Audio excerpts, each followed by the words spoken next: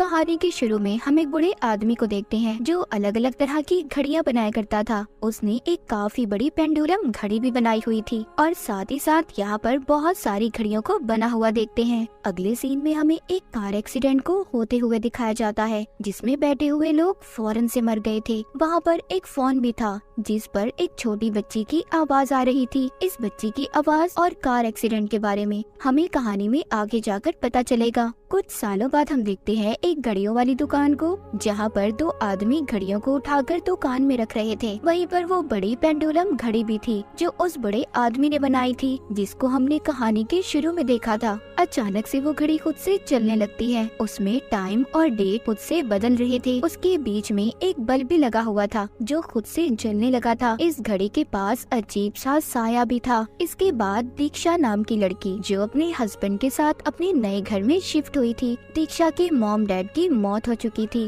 और उनके गम से इसके दादा दादी भी मर गए थे। पर मरने से पहले दीक्षा के दादा ने अपनी सारी जायदाद को उसके नाम कर दिया था। दीक्षा अपने घर में आकर बहुत खुश थी। यहाँ पर हमें एक और बात पता चलती है। दीक्षा म्यूट थी यानी कि वो गूंगी थी, वो बोल नहीं सकती थी। इसके दादा ने इसके नाम जायदाद तो कर दी थी पर उस जायदाद के पेपर्स अभी तैयार नहीं थे। वो अपने नए घर में आकर बहुत खुश थी। एक दिन इसके लिए एक पार्सल आता है जो शायद किसी ने इनके लिए तोहफा भेजा था, लेकिन इस पार्सल में जो भी था वो नॉर्मल नहीं था क्योंकि इसके अंदर आते ही घर में जो टेम्पल मंदिर था उसमें जो दिया जला हुआ था वो बुझ जाता है। पर दीक्षा इस बात को ज्यादा सीरियस नहीं लेती क्योंकि उस वक्त खिड़की खुली हुई थी। ये सोचती है हवा की वजह से शायद ऐसा हुआ होगा। रात को दीक्षा के घर की जितनी भी घड़ियां थी वो सब एक ही वक्त बता रही थी जो काफी अजीब बात थी और वक्त था 11:05 कुछ सेकंड का। तभी घर की सारी लाइट्स जलने बुझने लगती हैं। अगली सुबह दीक्षा के हस्बैंड युवान का दोस्त इनके घर पर आता है। वो लोग काफी बातें करते हैं।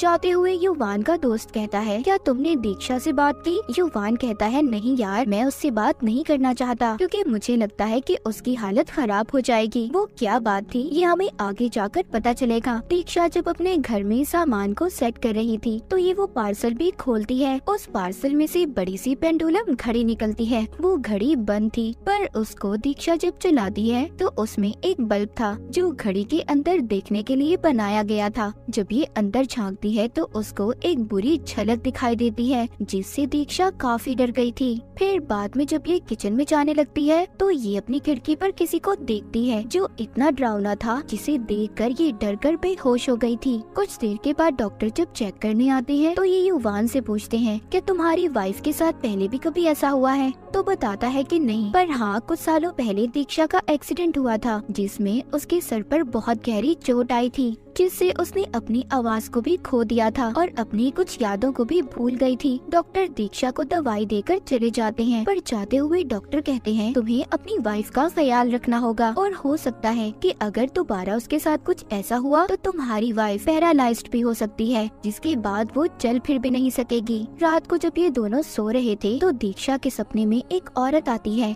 जहाँ पर वो एक्सीडेंट को भी होता हुआ देखती है जिसमें एक लड़की को एक आदमी लेकर जा रहा था लेकिन वहाँ पर एक औरत थी जो तड़प रही थी और अपना हाथ भी मदद के लिए उठा रही थी। तभी दीक्षा को होश आता है। उसके पास एक औरत का भूत था जो उसको कहीं पर ले जा रही थी। वो एक सुनसान जगह थी जहाँ पर बहुत सारा धुआं था। दीक्षा की आंखें भी अचानक से सफेद हो गई थी। वहाँ पर वही घड़ी भी थी जिसे दीक्षा ने पार्सल से निकाला था जो उसके घर में थी। उस पर कोई गायब चीज हमला कर देती है। तभी दीक्षा डर से जाग गई थी और हमें यहाँ पर पता चलता है कि वो ये सब कुछ अपने सपने में देख रही थी पर फिर भी वो खुद को संभाल कर दोबारा से सो जाती है। लेकिन अगले ही पल दीक्षा की खिड़की के बाहर किसी औरत को देखते हैं जो काफी डरावनी लग रही थी।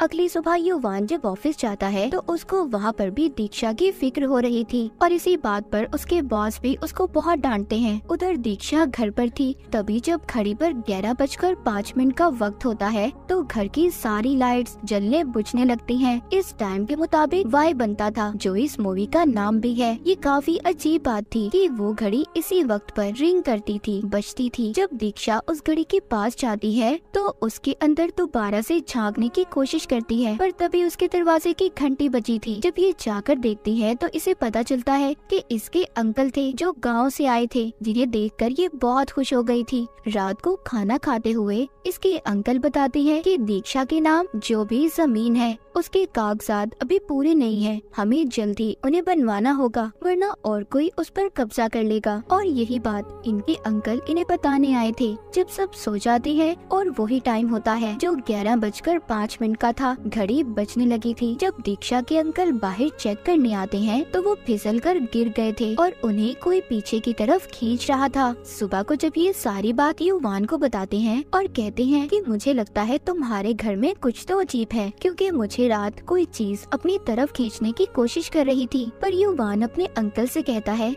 ऐसा कुछ नहीं है, आपको जरूर कोई गलत फहमी हुई है और आप लिक्विड साबुन से फिसल कर गिरे थे। मैंने खुद सुबह फर्श पर गिरे हुए देखा है। ये अपने अंकल की बातों पर यकीन नहीं करता। जब ये सारी बातें जाकर युवान अपने दोस्त को बताता है तो वो कहता है कि तुम सब बातों को हल्का मत लो, दीक्षा की भी तो तबीयत ठीक नहीं है, तुम्हें जल्दी कुछ करना होगा क्योंकि ये भूत प्रेत दुनिया में पाए जाते हैं। उधर घर में दीक्षा जब बिल्कुल अकेली थी तो उसे ऐसा महसूस हो रहा था कि जैसे खिड़की पर कोई है। जब ये जाकर देखती है तो ऐसा कुछ भी नहीं था, पर उसको खिड़की के शीशे पर पानी के कतरों से वाई लिखा हुआ नजर आता है और तभी उसको अपने पास कोई काला साया भी दिखता है, जिसे देखकर वो काफी डर गई थी और वहाँ से बाहर भागती है। तभी घर पर युवान भी आ गया था और उस वक्त भी 11:05 का वक्त था। युवान भी दीक्षा की ऐसी हालत देखकर डर गया था, इसीलिए वो अब ये फैसला करता है कि वो दिमाग के डॉक्टर को बुलाएगा। डॉक्टर आते ही दीक्षा के घर को देखते हैं। तभी जब वो एक जगह पर जाने लगते हैं तो घर का गार्ड उन्हें रोक लेता है और कहता है प्लीज आप यहाँ पर मत जाएं, ये जगह ठीक नहीं है। डॉक्टर जब दीक्षा से मिलते हैं तो युवान डॉक्टर को सारी बात बताता है और तभी अंकल की कॉल भी आ गई थी। अब डॉक्टर को भूत वाली बात का भी पता चल गया था। डॉक्टर इनके घर पर कैमरास लगाते हैं और दीक्षा की सारी रिपोर्ट को चेक करते हैं। रात को हम देखते हैं दीक्षा की आंखें बिल्कुल सफेद थी और वो युवान का गला दबा रही थी, लेकिन तभी युवान को होश आता है और यहाँ पर हमें पता चलता है कि वो सिर्फ एक सपना देख रहा था। दीक्षा तो उसके पास आराम से सो रही थी। अगली सुबह डॉक्टर ने पूरे घर में कैमरा को लगा दिया था और जब दीक्षा सो जाती है तो सभी उस पर कैमरास के जरिए नजर रख रहे थे और तभी वाई शेप वाला टाइम भी हो जाता है। युवान का दोस्त जब बाथरूम में था तभी लाइट्स जलने बुझने लगती हैं और पानी भी थोड़ा थोड़ा आ रहा था। वो अपने पीछे किसी काले साए को महसूस करता है और डर से भागता है। तभी वो दीक्षा को उसके कमरे में देखता है जो अपने बेड पर बैठी अजीब तरह से लग रही थी, जो काफी डरावना था।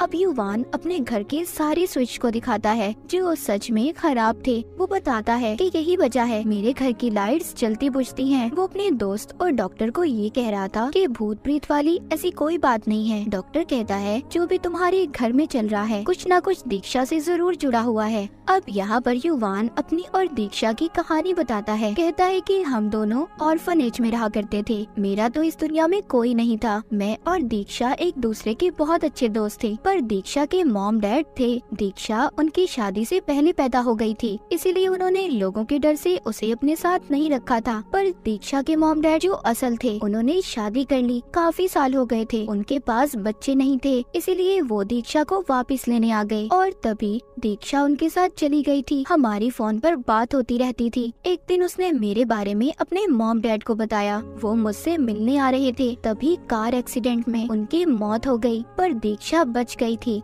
और ये वही एक्सीडेंट था जो हमें कहानी के शुरू में दिखाया गया था।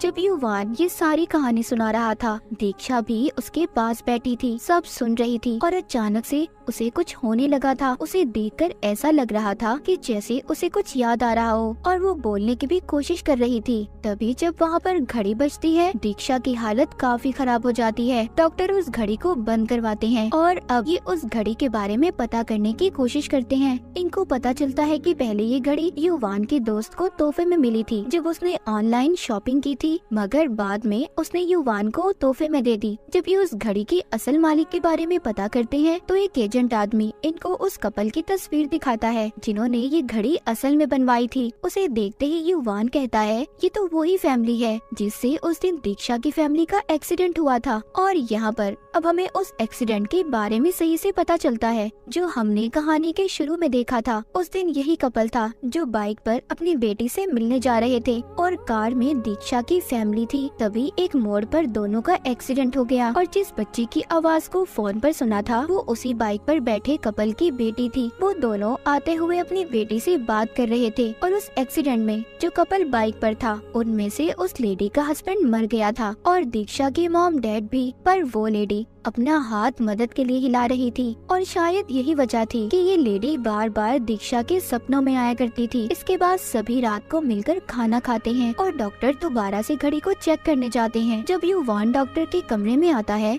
तो उधर डॉक्टर नहीं थे। टाइम भी 11:05 का था। खैर डॉक्टर जब इनके पास आते हैं और इन्हें यहाँ पर बताते हैं जिससे इन्हें और हमें यहाँ पर सच का पता चलता है। डॉक्टर कहते हैं कि असल में कोई भूत प्रेत नहीं है। उस घड़ी को ऐसे डिजाइन किया गया है कि उसमें उस कपल की तस्वीर का नेगेटिव डाला गया है और हमने देखा था जब दीक्षा को एक नेगेटिव अजीब झलक दिखाई दी थी उसकी भी यही वजह थी। और जब 11:05 का वक्त होता है तो ये सब कुछ नजर आता है। फिर मुझे किसी के रोने की आवाज सुनाई दी। मैं बाहर गार्ड के पास गया। मैंने पूछा ये सब क्या चल रहा है, जिस पर उसने मुझे एक औरत के बारे में बताया कि उसकी बेटी और दामाद बहुत हंसी खुशी जिंदगी गुजार रहे थे। तभी एक दिन उन दोनों का एक्सीडेंट हो गया। उस औरत की बेटी का हस्बैंड तो मर गया पर उसकी बेटी जिंदा थी जो पूरी तरह से पागल हो चुकी थी।